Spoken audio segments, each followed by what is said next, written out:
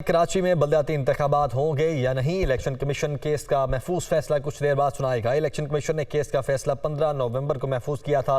सिंध हुकूमत ने 90 रोज़ के लिए बलदियाती इंतखाबात मुलतवी करने की इस्तदा कर रखी है। वकार सैयद इस वक्त हमारे साथ मौजूद है। वकार, कुछ देर में ये फैसला सुनाया जाएगा?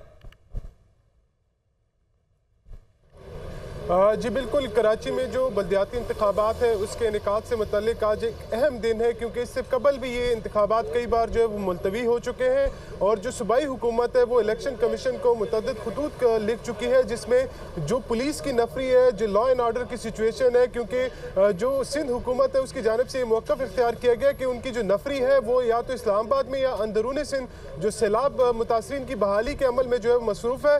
ये फैसला जो है 15 नवंबर को महफूज किया गया था, जिसमें जो पीपल्स पार्टी यानी जो जबकि जो हुकूमत है, सिंध हुकूमत है, उनकी जानिब से इस बात की इल्तिजा की गई थी कि ये फैसला जो है वो यानी 90 दिन के लिए मुहर किया जाए और 90 दिन के बाद ये इंतखाबात कराया जाए। जबकि इसके अलावा जो जमात इस्लामी और तहरीक इंसाफ है उनका मौक़िफ़ जो था वो फिल फॉर बलदियाती इंतखाबात के इनेकाद कराने में था। जबकि जो सबसे बड़ी अहम जो स्टेक होल्डर है MKM पाकिस्तान, उनकी जानिब से कहा गया कि यहाँ पर जो सेंसस का अमल है, मरदमशुमारी का अमल है, वही शफाफ तरीके से नहीं हुआ, लिहाजा बलदियाती इंतखाबात जो कराची की आबादी है उसको कम गिना गया। और इसमें कुछ यूनियन कौंसिल ऐसे हैं जिसमें आबादी 50,000 से लेके 80,000 तक है, लिहाजा ये दोबारा जो डिजिटल मरदमशुमारी है होने जा रही है उसमें इसको उसके साथ जो है वो मुंसलिक किया जाए। जिसके बाद जो इलेक्शन कमीशन है उन्होंने तमाम फरीकैन के तफसीलन जो दलाइल है वो सुने।